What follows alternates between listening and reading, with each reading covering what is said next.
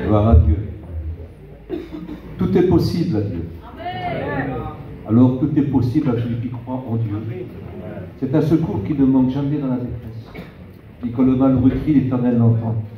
Et il le délivre de toutes ses détresses. C'est une assurance, on peut le croire. Il ne change pas, il est le même hier, aujourd'hui, éternellement. Et que sa parole est éternelle. Il ne change pas. Ce qu'il a dit hier, il le dit encore aujourd'hui. Ce qu'il dira aujourd'hui, il le dira encore de demain. Et pour toujours. Et dans le ciel, on connaîtra quelque chose encore de très très grand, un évangile qui se continue d'une façon, qui continuera d'une façon particulière, parce qu'au ciel, on a un autre nom, Dieu a un autre nom, l'endroit où on est a un autre nom, et Jésus a un autre nom.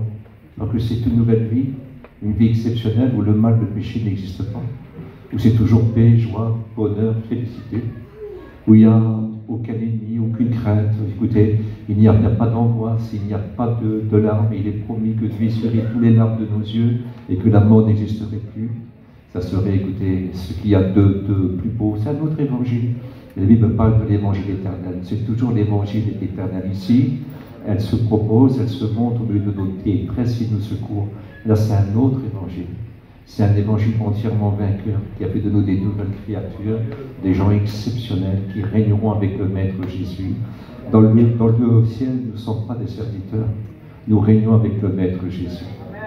C'est une différence. Il a dit, comme moi j'ai vaincu, je me suis assis avec mon Père sur son trône, celui qui vaincra sera assis avec moi sur mon trône.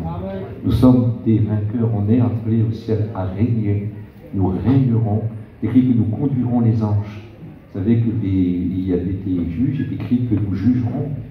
Et puis, les juges en Israël conduisaient le peuple. Mais nous, on conduit les anges. On n'est pas, écoutez, on n'est pas Dieu, mais on est supérieur. On est appelé, nous, fils de Dieu, on est supérieur aux anges. On est supérieur aux anges. Et ça, c'est très important. Il appelle les anges ses serviteurs et des flammes de feu. Bien sûr, ils appellent fils de Dieu aussi. Mais on est supérieur, les côtoie, nous, on règne, on est assis. On est l'épouse du Maître Jésus. Nous régnons avec lui. Nous régnons sur la maison. Écoutez, le règne est quelque chose de très important. Vous savez que quand on était dans Éden, la femme comme l'homme, ils étaient égaux. L'homme ne dominait pas sur sa femme. Et la femme ne dominait pas sur l'homme. Elle était comme un complément, elle était comme une aide. Et puis, c'est le péché qui a tout changé. Parce que la femme a péché là en première, il s'est passé que l'homme dominera sur sa femme. Mais au ciel, c'est terminé. Au ciel, on est tous égaux. La femme comme homme est appelée l'épouse de Christ. C'est différent. Est-ce que vous comprenez? Est-ce que vous réalisez? Alors ce mariage-là, on a du mal à le comprendre, mais ça n'a rien à voir avec le mariage qu'on a ici-bas. C'est une intimité, c'est une pureté, c'est une communion, quelque chose qu'on ne peut pas comprendre. C'est une autre vie, une vie glorieuse, une vie merveilleuse, une vie pleine de force. Et plein de force, quelque chose que ce n'est pas comparable, on n'a rien à voir avec ce monde ici, là.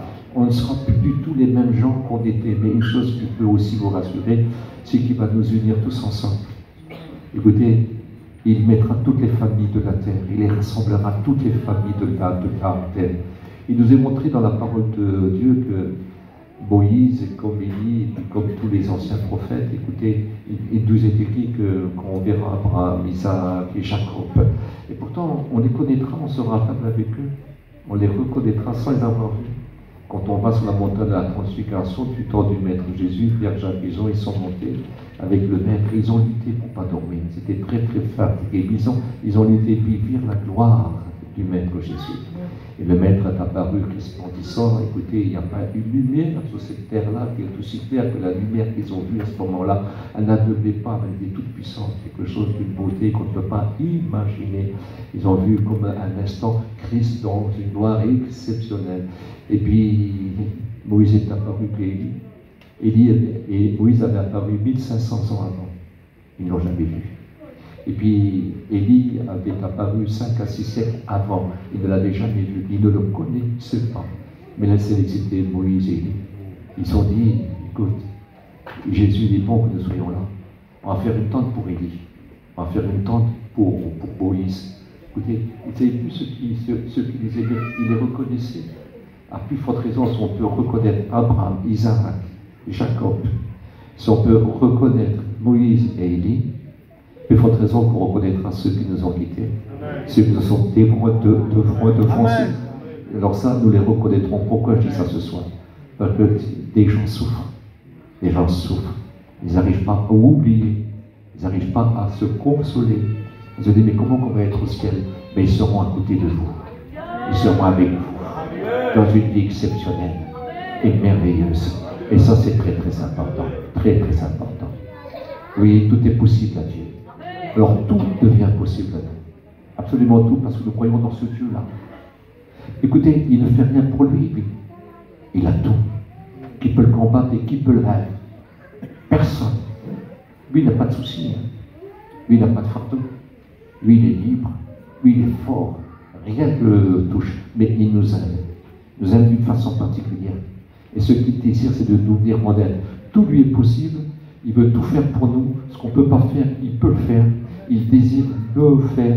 Et ça, c'est très important. Quand vous vous approchez de Dieu, quand vous venez à la réunion, croyez au miracle. Amen. Croyez, oui, où tout est possible. Car il a tout accompli. Parce qu'il a tout achevé. Absolument tout, absolument tout. Croyez au miracle. C'est le Dieu des miracles. Dieu fait des miracles. Il n'y a pas de bénédiction sans miracle. Autrement, c'est des savoir-faire humains. Mais quand il y a un miracle, c'est bénédiction.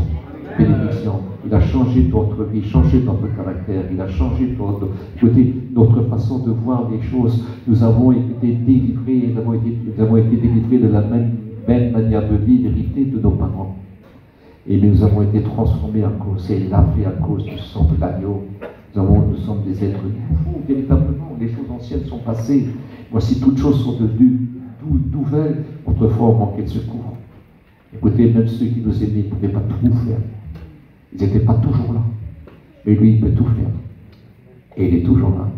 Il a dit, je ne te quitterai jamais. Il dit, toi, tu demeureras pas fidèle, mais moi aussi. Car Dieu ne peut pas se relier lui-même. Dieu reste fidèle. Dieu est fidèle. Amen. Il est fidèle à sa parole. Parce que si quelqu'un ne sait pas garder sa parole, c'est un infidèle. Mais lui, ce qu'il dit, il le fait. Tout ce qu'il promet, il le fait. Il ne change pas. Mais il ne perd jamais de combat. Jamais, jamais. Personne ne peut le vaincre. Absolument rien. Personne. Il ne perd jamais de combat. Il ne ment jamais. Il ne ment jamais. Il ne perd jamais de combat. Rien n'est trop dur pour lui. Absolument rien. Absolument rien. Rien. Sur un seul mot, il peut faire trembler Satan. Sur un seul mot, les démons se mettent à le supplier en disant, ne nous envoie pas dans l'abîme avant le temps. Et puis ils le supplient. Ils ont peur sur un seul mot, sur un seul mot. Et c'est qu'il dit un mot, et la chose s'accomplit. Croyez, croyez. Parce qu'un mot du Maître Jésus peut changer votre vie ce soir. Tout peut changer, absolument tout. Vous pouvez passer de la mort à la vie, des ténèbres à la lumière et de la puissance du diable à celle de Dieu. Dieu veut le faire. Il veut sauver votre âme, il veut sauver votre esprit, il veut sauver votre corps. Est-ce que vous croyez ça? Parce que l'âme, l'esprit, le corps a été racheté. Il a été racheté pour Dieu. C'est le Fils qui l'a payé par le moyen de son sang. Il nous a rachetés pour Dieu, son Père. Nous lui appartenons. Et si Dieu demande aux hommes et aux femmes de prendre soin de leurs enfants, je vais vous dire une chose, celui qui a fait de nous des enfants de Dieu par le pouvoir, il a de tout s'acquérir. Et écoutez, ce Dieu-là est fidèle. Il prend soin. Celui qui dit qu'il n'a pas soin de ses enfants sont pires que des infidèles. Ils ont renié la foi. Imaginez-vous que Dieu, avec ses enfants, il ne se renie pas. Il est fidèle. Il est amour. Il prend soin de ses enfants. Une maman peut tout oublier. Ça paraît impensable, mais ça peut arriver. Parce que les choses de la vie, les difficultés de la vie, la misère de la vie, la peur de la vie, les captivités de la vie, les passions de la vie, peuvent faire qu'une maman ne sait plus ce qu'elle fait. Mais le Maître Jésus, il demeure toujours le même. Il est toujours le même hier, aujourd'hui et éternellement. Et c'est très important, très important. J'ai pris quelques notes, enfin j'en ai pris que nous deux, parce que je voudrais essayer de vous parler un petit peu plus librement, comme ce soir. On parlera du Maître Jésus, de ce merveilleux Jésus. Son nom, c'est le merveilleux. Et vous savez que quand il parle quand Gabriel est venu dans ces petites villes, enfin dans ce petit village de 150 habitants, à cette époque-là, le village qu'on appelle Nazareth en Galilée, et il a rencontré cette petite jeune fille. Elle s'appelle Marie. Et puis il lui a dit qu'un miracle va se produire, quelque chose de grand, qu'un enfant va naître, mais pas n'importe quel enfant, c'est le Fils de Dieu. On l'appellera le Fils de Dieu, le Fils du Dieu très haut. Et puis, quand elle va écouter ça, elle est estomaquée, puis lui dit, écoute bien, tu lui donneras le nom de Jésus, Marc chapitre 1, verset 31. Tu lui donneras le nom de Jésus, c'est-à-dire sauveur. C'est-à-dire quand tu dis Jésus, tu dis sauveur. Tu dis sauveur, tu n'as pas besoin de dire Jésus. Quand tu dis sauveur, il n'y en a qu'un. Car il y a sur le nom aucun autre nom, il y a sur le ciel aucun autre nom qui peut donner aux hommes par lequel ils puissent être sauvés que le nom de Jésus. C'est le seul. C'est unique. Alors tu lui donneras le nom de Jésus, que les gens entendent, qui s'appelle Sauveur. Mais il pourrait dire, c'est ton Sauveur, si bien qu'elle dira plus tard, je me réjouis en Dieu, mon Sauveur. C'est quelque chose de tellement beau, l'Éternel, Tout-Puissant, celui qui n'a pas de commencement, celui qui porte les noms de Dieu. C'est pourquoi qu'il dit, Isaïe 9 au verset 5. Regardez ce qui est écrit. Un fils nous est né, un Sauveur nous est donné. Nous l'appellerons l'admirable, oui, c'est l'admirable conseiller. Le souci, c'est le merveilleux, le texte original. Et puis il dit, on l'appellera Dieu Tout-Puissant. On l'appellera Père éternel. Au chapitre 52, on l'appellera le Prince de la paix. Qu'est-ce que c'est beau. Et puis il appelle que son empire s'agrandisse parce qu'il veut que tu viennes. Il veut que tu sois sous son aile. Il faut qu'il soit ton sauveur. Ce fils-là, il est né pour toi. Il est de toute éternité. Il s'est fait tant marchant sur la terre pour toi. Il a béni la terre pour toi. Il veut que tous les hommes soient sauvés. Son sang s'est répandu sur cette terre des hommes, afin que les hommes soient sauvés. Il y a un message. Le sang précieux de Jésus-Christ. Ce sang précieux est sorti de ses blessures. Et ce sang-là, qui a le pouvoir de laver aux fautes. Mais de ses blessures, quand il est sorti, et il est écrit dans Isaïe 53 au verset 5. Dans ces meurtrissures, nous sommes guéris. Tu peux être guéri. Écoute, ce n'est pas impossible. Tu peux être guéri. Et tu vas dire, ça fait longtemps que je demande, oui, peut-être. Je le sais. Mais une chose qui est sûre, il ne t'a pas dit non. Il ne t'a pas dit non. Un jour, Paul, il dit, de peur que je tombe dans l'orgueil, parce que j'ai des apparitions, j'ai des miracles, j'ai des prodiges, il se passe des choses incroyables. Alors Dieu a permis que j'ai une écharpe dans la chair, à cause de ça. Alors j'ai prié 3 fois. Et le Seigneur, il m'a parlé, non, tu resteras comme ça. C'est dans ces faiblesses, parce que toi, tu n'es pas Dieu. Il ne faut pas que les gens viendraient à t'adorer à toi. Toi, tu vas être présenté qu'avec une écharpe dans la chair, avec une difficulté incroyable. Il avait une difficulté qui est très grande. Il avait une maladie aux yeux qui se passait dans cette époque-là, en Orient, et qui existe encore. Mais maintenant, ils ont des moyens très forts.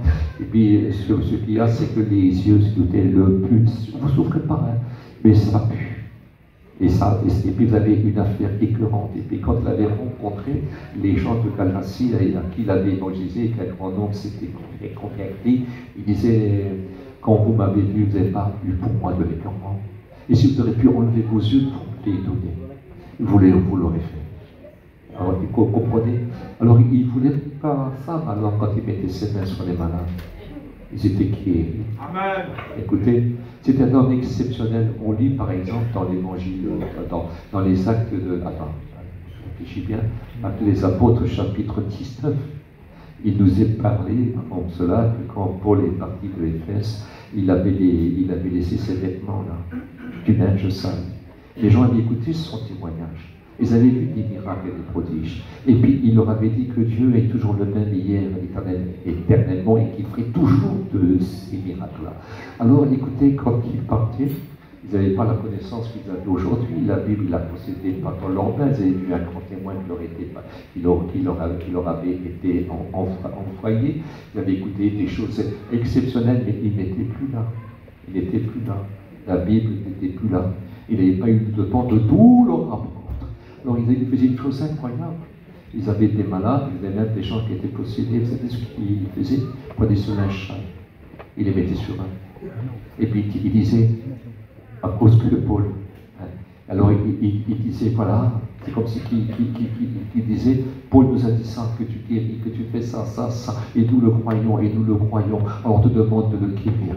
Et puis les malades étaient guéris, les démons étaient chassés, c'est exceptionnel. La foi. Jésus dit, crois seulement. Crois seulement. Ne t'ai-je pas dit que si tu crois, tu verras la gloire de Dieu. Crois seulement, crois. Quand il dit que crois seulement, c'est quelque chose de banal, que c'est tout petit. Écoutez, que ce n'est pas quelque chose de dur à faire. Il existe. Ce n'est pas un mythe, ce n'est pas une légende. Il a changé ma vie, il a changé la vie de beaucoup de gens ici. Et si on devrait demander à tous ceux qui ont été guéris par le Seigneur de se lever à leur place, j'aurais même plus besoin de prêcher, et on rendrait tous témoignages, ça serait exceptionnel. Oui, il est toujours le même. Hier, aujourd'hui et éternellement.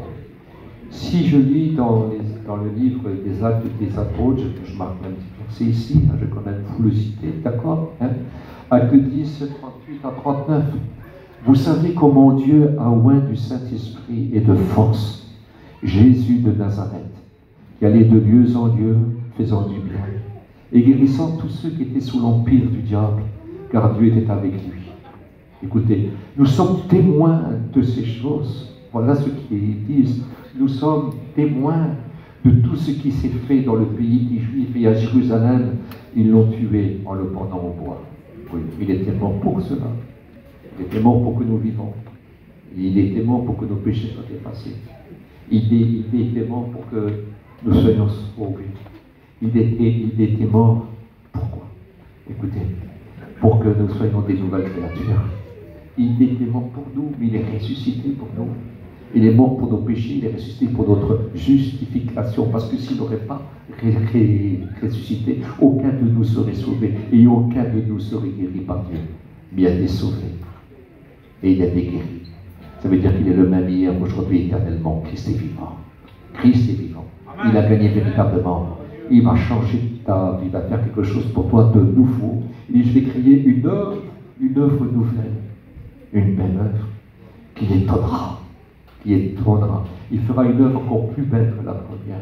La première était imparfaite, parce que l'homme devait faire un choix. Et puis, il a choisi le mauvais choix, lui, son épouse. Et aujourd'hui, nous, quand on l'aime, quand on se donne à lui, de tout notre cœur, on l'a choisi à lui.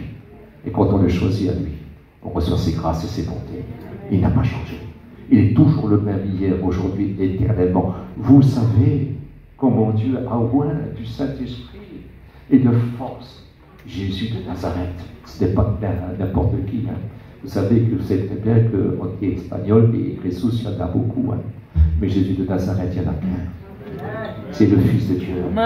C'est le Sauveur du monde. Celui-là, il n'y en a qu'un. Il est venu pour sauver tous les Christus qui ici-bas. Mais Jésus le Sauveur, c'est lui. Vous ne vous appelez pas Sauveur, vous. Car il n'y a pas d'autre nom que le nom de Jésus. Le seul Sauveur, c'est Jésus. Est-ce que vous comprenez? Le seul Sauveur, un Sauveur plein d'amour. Il avait pitié des foules entières. Si vous savez. Et voyez, tous ces gens-là, c'était pour lui comme des enfants sans berger, des brebis sans berger. Une brebis ne peut pas vivre sans un berger. Il dit, il me hâte, il disait que le grain de blé demeure, parce que si le grain de blé ne demeure pas, il n'y aura pas de salut. Et écoutez, quand vous voyez, il était ému de compassion, et quand on est ému de compassion, on pleure. Et en les voyant, il pleurait. Il dit, ils sont là sans berger. Personne n'en prend soin. Personne. Ils sont en danger parce que, écoutez, eux, ils étaient livrés au péché, au mal, au diable lui-même. Et là, pas de pitié. Pas de pitié. Il n'y a rien que la solitude, que la mort, écoutez, que la désillusion. Vous savez que les gloires passent. Les plus grands passent. Des grands savants ont parlé il y a des siècles. Aujourd'hui, leur parole n'a plus de valeur. Aujourd'hui, on connaît plus. On est plus grand. Est-ce que vous voyez, les gloires passent? Et puis si ça devrait durer, ben, un jour, tout ce qui a été dit aujourd'hui au niveau des savants, ça ne comptera plus. Ils seront trop avancés. Aujourd'hui, on calcule pour aller au bout de la terre. Un jour, les hommes iront dans les étoiles. C'est pas moi qui le dis. Je sais ce qu'il dit. Même s'ils font leur nid dans les étoiles, je les précipiterai. Ça se passera dans le millénium, ça. On ne rentre pas dans tous ces détails. des hommes avec des esprits d'intelligence incroyable qui vivront 1000 ans. Imaginez ce qu'ils veulent faire. L'Amérique compte bientôt envoyer, écoutez, quelque chose sur Mars. Je ne sais pas si vous imaginez. Je ne sais pas si vous pouvez. Ils sont capables, je vous promets, ils sont capables de le faire. Alors imaginez dans le millénium des gens qui ne meurent pas. Il y a 1000 ans. Imaginez ce qu'ils sont capables de faire. Si Einstein aurait vécu 1000 ans. Imaginez un petit peu. Vous savez ce qu'il a dit après mourir, il n'avait pas de fils. Mais il avait un peu qui aimait beaucoup. Il l'a fait venir, il a dit à son Dieu, j'ai trouvé une invention. J'ai fait une découverte incroyable. Elle touche l'astronomie et le sommet de l'arithmétique. Mais il dit, j'étais coupable d'un crime contre l'humanité. Il dit, je ne veux pas être coupable de la destruction de la Terre. Imaginez ce que ce monsieur avait découvert. Imaginez si aujourd'hui, un homme comme ça aurait vécu 1000 ans avec un cerveau limité.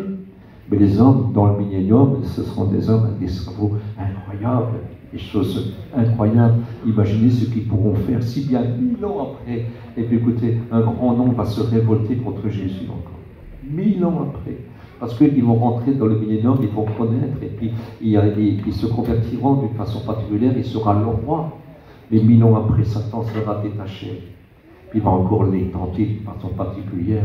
Puis ils vont être nombreux, aussi nombreux que le sable qui est au bord de la mer. Écoutez, nombreux d'une façon particulière. Puis ils croient qu'ils peuvent vaincre, mais ils ne vaincront pas. Que voulez-vous qu'ils fassent? Ce sont des créatures limitées. Qu'est-ce qu'ils peuvent faire? Eux, ils ont besoin d'apprendre. Ils ont besoin de créer. Le Seigneur, il ne crée pas. Il appelle et ça apparaît. Qu'est-ce qu'ils peuvent faire?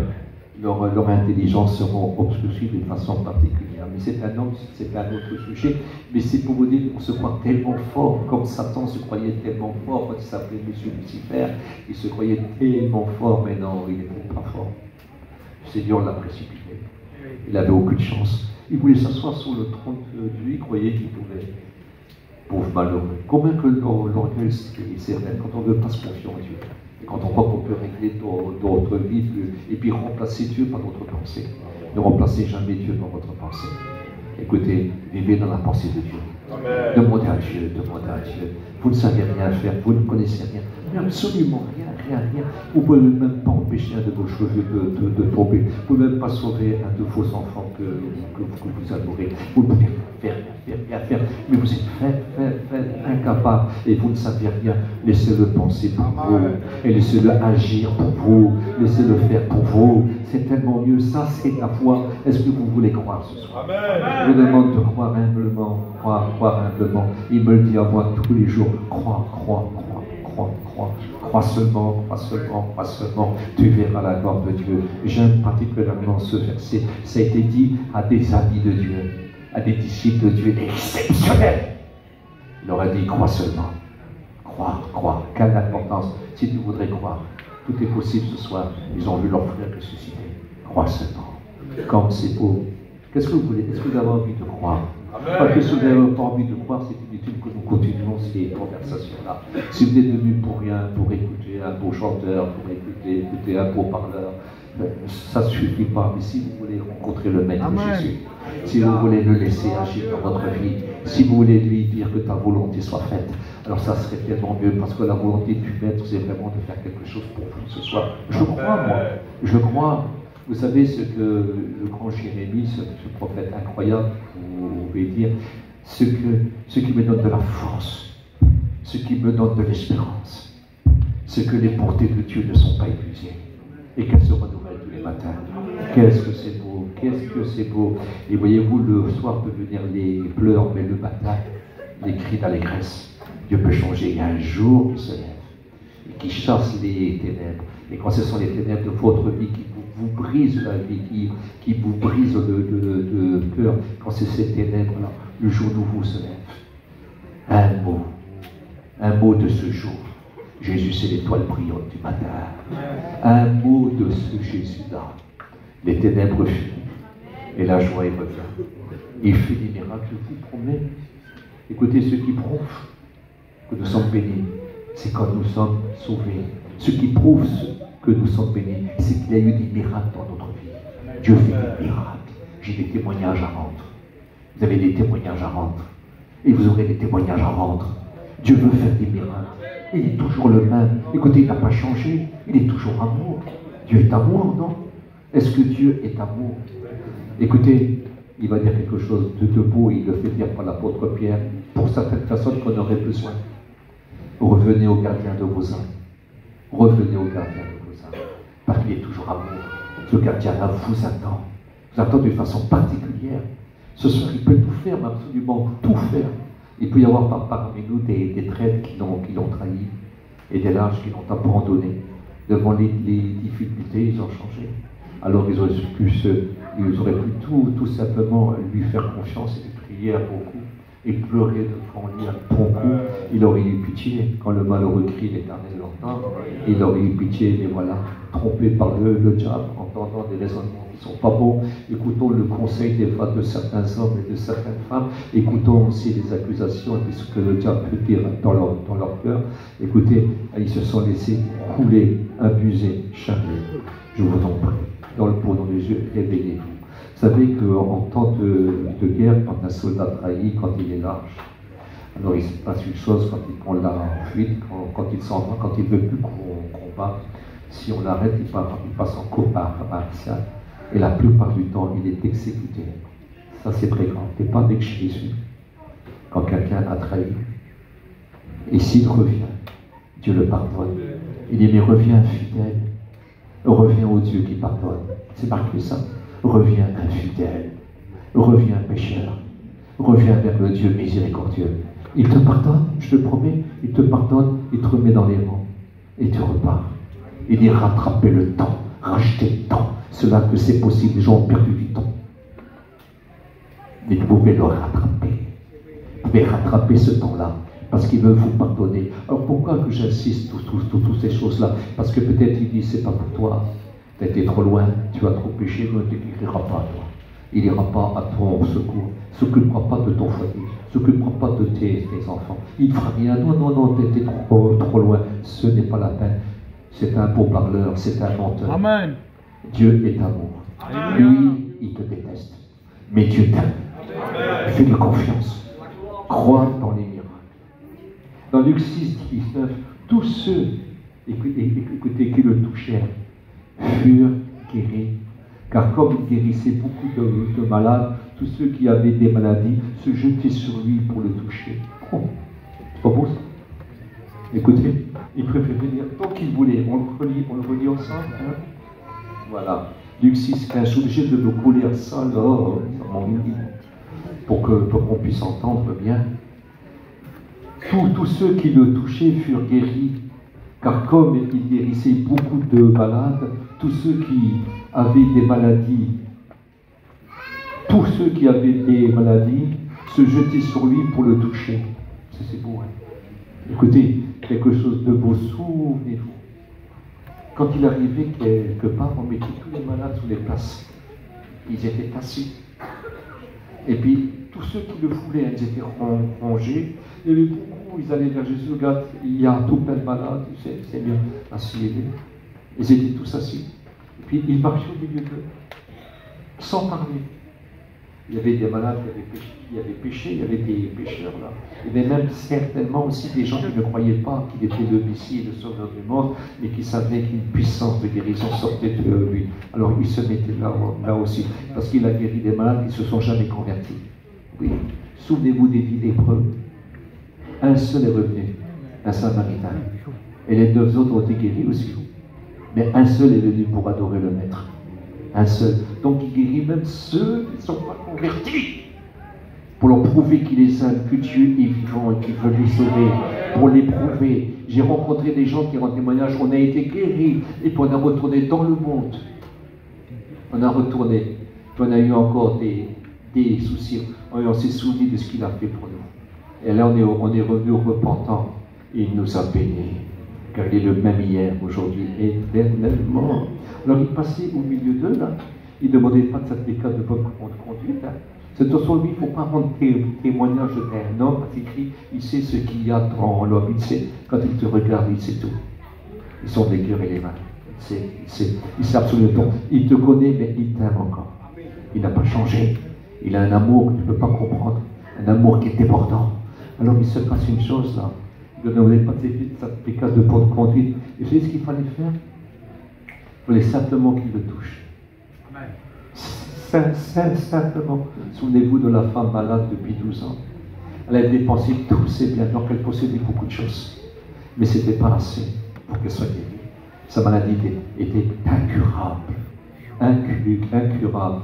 Mais elle savait, elle, parce que comme beaucoup de gens l'ont fait, elle savait que ça pouvait toucher simplement le bord de son vêtement, mais elle a un souci. Elle ne peut pas s'approcher parce qu'elle est impure. Mais elle dit, si je peux toucher le bord de son vêtement. Je crois que c'est dans le livre de Nombres où il est écrit comme ça que chaque Israélite devait avoir sur le pan de sa robe, écoutez, un fil à terre violet.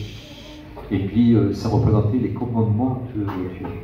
Et tous les Israélites devaient avoir ça. Et puis quand on marchait derrière eux, on se souvenait des commandements de Dieu. Mais tout le monde a failli même avec les cordons violets. Mais pas Jésus. Pas Jésus. Parce que lui, c'est le commandement de Dieu. C'est lui la parole. Il a tout achevé, il a tout accompli, il va payer le prix fort. Et elle a grand en lui. D'une façon particulière. Elle sait qu'elle est impure, mais pas pour lui. Elle sait que quand on s'approche avec de la repentance, on est béni. Elle est malade gravement. Si ça continue, elle est obligée de mourir. Ça fait 12 ans que ça dure. Une femme fatiguée, usée, une femme ruinée. Elle n'a plus rien. Elle a tout dépensé, c'est bien. Elle est devenue pauvre. Une femme qui était en bonne santé, une femme qui avait de l'argent, une femme qui avait tout, a tout perdu. Elle s'est approchée tout doucement. Elle a touché le bord de son vêtement. Et une force est sortie de Jésus. Il a guéri et Jésus s'est arrêté. Il a dit, quelqu'un m'a touché. Il dit, mais écoute, il dit, regarde tout le monde qui est autour de toi, mais tu te rends compte? Il dit, non, car une force est sortie de moi, c'est-à-dire un miracle, une bénédiction, un secours, écoutez, une aide, un accomplissement divin s'est accompli. Et puis elle se sentait là, toute dévoilée, elle regarde tout partout. Et il la voit, évidemment, et elle s'approche. Elle dit, c'est moi, Seigneur. J'étais malade, mais j'ai cru. Puis il peut faire quelque chose de beau. Quelle joie qu'il devait avoir. Elle dit, va ma fille, ta foi t'a sauvé. C'est pas beau ça. Hein? Elle a cru. Écoute, si tu crois, tu vas lui plaire. Si tu crois en lui, tu vas lui faire plaisir. Il n'aime pas avec l'incrédulité. Mais si tu crois en lui, tu vas lui faire plaisir. Et puis il va être content. Parce qu'il est venu pour te guérir. Il est venu pour te sauver. Tu as le droit d'être guéri. Comme tu as le droit d'être sauvé.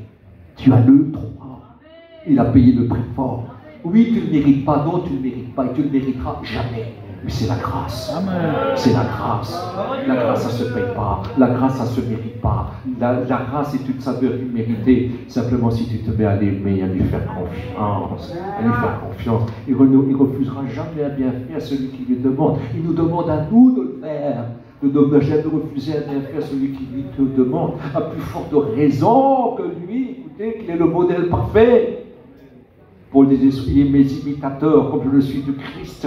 Je dis aux femmes, aux gens, à tout le monde, écoutez, à n'importe qui. Il dit, soyez mes imitateurs, comme je le suis moi-même de Christ. Vous avez le pouvoir d'être imitateur et imitatrice. Croyez. Quelle importance. Croyez. Tout est possible à celui qui croit. Mais tout est possible. Les gens se jetaient sur lui. Il passait au milieu d'eux, il a touché lui tout, c'était guéri. Mais des fois, il y avait trop de gens. Puis il se jetait, puis l'autre, il touchait. Mais comme ils étaient tous guéris, puis il essaie de certainement se retenir pour ne pas tomber. Puis il sautait sur lui, il touchait tous. Et ils étaient guéris. Ils se jetaient sur lui. C'est biblique. Ils se jetaient sur lui. Je ne sais pas si vous imaginez, si vous devez être content. C'était sa joie. Il était heureux en croyant en lui. Écoute, tu veux faire plaisir à Jésus-Christ. Pourquoi tu voudrais tellement qu'il te fait plaisir? Pourquoi tu ne lui ferais pas plaisir de croire? Parce que si tu fais plaisir de croire, lui va te bénir. Tu peux avoir un miracle, mais je te promets, Tu peux avoir un miracle. Écoute, apprends-le à l'aimer. C'est ma prière depuis longtemps.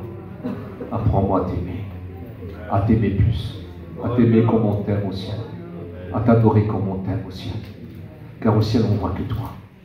Au ciel, on vit que par toi. Au ciel, tu représentes tout. Au ciel, tu es tout. Au ciel, tu donnes tout. Les gens qui sont dans le ciel, ils ont tout. Les anges qui sont dans le ciel, ils ont tout. Dans le ciel, il n'y a pas de souci, absolument rien. Mais il est bon. Donne-moi à t'aimer comme eux, parce que tu ne manqueras de rien non plus ici. Il sera avec toi. Il sera avec toi. Le soleil ne te brûlera pas. Le feu ne te submergera pas. Tu seras fort, fort, fort. Tu ne sombreras pas. Écoute, l'eau viendra, mais tu ne sombreras pas. Tu resteras fidèle, tu resteras fort. Satan n'aura aucun pouvoir. Tout ce qui vient du diable sera anéanti. Et d'ici l'épreuve vient comme un fleuve. L'Esprit de l'Éternel le fera fuir. C'est une certitude. Si tu désires ce soir, crois véritablement en lui. Crois seulement. Crois seulement. Crois seulement. Crois seulement. Écoute, un jour, un homme est venu, c'est un officier du roi Antipas. On ne rentre pas dans tous ces détails-là, mais il a quelqu'un de malade. Il a son fils qui est malade à la maison. Et puis, il est venu vers le maître Jésus en disant, maître, je voudrais que tu guérisses mon fils. Puis le Seigneur le regarde, il dit, mais je ne comprends pas. Il dit, je ne comprends pas, si vous ne voyez pas, vous ne croyez pas. Et puis il le regarde, il dit, mais je crois. Eh bien écoute, je n'ai pas besoin d'y aller, non. Ton fils est guéri. Et il est parti, quand il est arrivé, on lui a dit, ton fils est guéri. Amen. Et puis il a demandé à quelle heure il était guéri, à telle heure. Il s'est rappelé que c'était quand le Seigneur lui dit, va, ton fils est guéri. Mais oui, nous on voudrait tellement faire, mais on croit. On croit. Et vous savez, de toute façon, encore plus, lui est avec nous. Lui est à côté de nous. Quand il était en Israël, s'il était à Jérusalem, il n'était pas à Bethel. Mais là, il est dans le monde entier. Il est dans les 6 continents. Et à ce moment, il se passe des choses incroyables. Sur les 6 continents, des hommes, des femmes se convertissent. Des hommes, des femmes sont guéris. Des démoniaques sont délivrés. Maintenant, car Jésus, comme avant, allait de lieu en lieu, maintenant il est sur la terre entière. Et de lieu en lieu, il guérit tous ceux qui sont sous l'emprise du diable. Écoutez, il guérit les malades, il sauve. Il est toujours le même, hier, aujourd'hui, éternellement. Jésus est le même. Il n'a pas changé. Écoute, crois-le, je t'en supplie, crois-le. Je ne peux pas croire pour toi, je ne peux pas croire pour toi. Toi, il faut que tu crois. Parce que c'est écrit. Les paroles que je dis, je suis à ta poussière, mais cette parole-là, elle est divine. Quand je parle de cette parole-là, les paroles sont divines. Ce sont des paroles de Dieu. C'est le livre de Dieu. Écoutez, c'est un évangile qui ne périra jamais, jamais. Il dure éternellement. Je sais pas, il sera encore plus grand, plus fort et plus glorieux quand on sera au ciel. Mais si on a besoin d'aide et de secours, c'est un évangile d'aide, de secours et de salut et de préparation pour aller au ciel, pour vivre une vie glorieuse. Est-ce que vous comprenez? Nous devons garder cet évangile et croire. Est-ce que vous voulez croire ce soir? Est-ce que vous voulez croire? Parce que je n'ai pas envie de prêcher pour vous ce soir. Je n'ai pas voulu, je n'ai pas du tout envie. Je pourrais vous donner des tas de témoignages sur ce qu'il a pu faire. Il a fait des choses. Et ce qui est beau, vous savez, il a fait faire par des hommes aussi. Vous vous rappelez de Pierre? Pierre qui se trouve du côté de la rose de Saron, c'est-à-dire du côté de la Méditerranée. Et puis, il a rencontré un homme et qui est malade. Pourquoi Jésus appelé la rose de Saron? Parce qu'avec Pierre, il a fait beaucoup de miracles dans cet endroit-là. Et puis, il a vu que cet homme-là s'appelle Aîné. Il a dit que Aîné avait de la foi pour être guéri. Il a dit, tu es guéri. Il a vu. Dieu lui a montré dans la rose de salut, de ce côté-là, il y a une femme qui s'appelle Dorca et Lydie. Elle est exceptionnelle. Elle s'occupe, elle travaille comme elle peut. C'est une couturière de première classe. Alors elle fait des choses très très belles pour les vêtements, pour les trains, afin qu'il ne manque de rien. Et puis tout le monde l'aime. Elle se livre d'une façon particulière. Et voici elle tombe malade et elle meurt. Et puis ils ont été chercher Pierre. Et Pierre est venu, puis il pleurait, toutes les femmes étaient là, pleurait, parce qu'elle était tellement utile, elle était tellement une chrétienne exceptionnelle, elle avait une foi qui était tellement belle. Alors écoutez, quand ils lui ont dit, voilà, c'est ça. Et Pierre, qu'est-ce qu'il va faire? Il va prier, puis elle va être ressuscitée. Écoutez, tout est possible, ils ont cru. Alors ils l'ont fait venir. Et il était venu. Elle était utile. Quand on est utile, qu'est-ce que c'est bon? Je vais vous dire une chose. Dieu a préparé des œuvres afin que nous les accomplissions. C'est marqué. Il nous a créés en Jésus-Christ sur le modèle du Christ. Christ est notre modèle à nous. Et on doit lui ressembler même dans certaines œuvres. Et puis voilà ce que dit. Il nous a créés en Christ Jésus pour accomplir des bonnes œuvres que Dieu lui-même a préparées d'avance afin que nous accomplissions. C'est-à-dire que rien ne pourra empêcher que nous accomplissions ces œuvres si nous sommes fidèles. Bien sûr, si on n'est pas fidèle, on sera remplacé comme Judas a été remplacé par Matthias. Mais si nous sommes fidèles, c'est une autre affaire. C'est une autre affaire. C'est une autre affaire. Et si le travail n'est pas fini, si les œuvres qu'on doit faire ne sont pas finies, il nous ressuscite pour qu'on les finisse. Est-ce que vous comprenez? Parce que toutes les œuvres doivent être faites. C'est lui qui prépare nos œuvres. C'est pour ça que je dis aux étudiants, je sais que c'est long, je sais que c'est dur, mais écoutez, il n'y a pas de retard avec lui. Et il n'y a pas d'avance. Les œuvres sont préparées d'avance, afin que tu les accompliras. Soyez patients, étudiants, soyez patients. Apprenez à croire en Dieu. Faites-lui confiance. Faites-lui confiance. Faites-lui confiance. J'ai jamais fait plus que je devais faire. Mais j'ai jamais demandé à qui que ce soit de m'appeler ou de faire quoi que ce soit. On m'a appelé. Ça fait 35 ans que je le fais. Je prêche pas mieux que les autres. J'en connais plein, même des pasteurs de salle qui sont beaucoup plus grands que moi. Mais Dieu m'a envoyé avec un brouteau. Avec le pain de vie qui est descendu du ciel et qui donne le monde. Je viens de cette façon-là. Je viens avec une lumière. Je viens avec un message de salut. Il l'a voulu comme cela. Alors je le fais. Ils sont plus grands, ils sont plus éloquents, ils sont exceptionnels, ils sont merveilleux. On pourrait bientôt devenir jaloux sur eux. Mais moi j'ai ce que j'ai. Et mes œuvres, ce que je fais, ce n'est pas les autres qui le feront, ça sera moi. Et leurs œuvres, même ça sont plus nombreuses, c'est pas moi qui les fera, ça sera eux. Mais moi je fais l'œuvre à laquelle il m'a appelé. Et ça c'est très important. Et je crois dans cette œuvre-là, parce qu'il est le même hier, aujourd'hui et éternellement. Je le crois. Ses promesses, c'est pour toujours. Les promesses qu'il m'a faites, je les connais. Il m'a dit il y a 35 ans, je t'enverrai dans mes églises. Tu édifieras, fortifieras et relèveras. Je suis un meilleur, moi. Je suis un bon rien. Seulement, les paroles que je dis, c'est lui qui me fait. C'est lui qui parle. Et ce n'est pas moi. Ce n'est pas moi. C'est pour ça que je lis beaucoup de versets, je cite la Bible. Rien ne vient de moi. Rien. Je dis ce qui est sûr et ce que personne ne pourra me démentir ou me reprendre. Pour ça, je n'ai aucun souci avec personne. Parce que je dis ce que Dieu a dit. Et ce que Dieu veut faire, c'est de te bénir. Parce que si tu n'es pas béni ici-bas, c'est que tu n'es pas dit d'aller au ciel. Mais si tu es béni, c'est une autre affaire. Il ira entrer pour les bénis de mon Père. Prenez possession du royaume qui vous a été préparé dès la fondation du monde. Est-ce que vous êtes prêts maintenant? Est-ce que vous êtes prêts pour qu'on prie pour les malades? Est-ce que vous êtes prêts? Je pourrais vous demander de vous confier, de vous convertir, mais vous n'aurez quand même pas le culot en sachant qu'il est Christ. C'est-à-dire, je suis malade, mais je ne veux pas le suivre. Ne faites pas ça, ça serait une boulette. Dites-lui, Seigneur, je te donne ma vie. Fais-en ce que tu veux. Mais dites-lui dans votre cœur. Dites-lui dans votre cœur. Dites-lui dans votre cœur.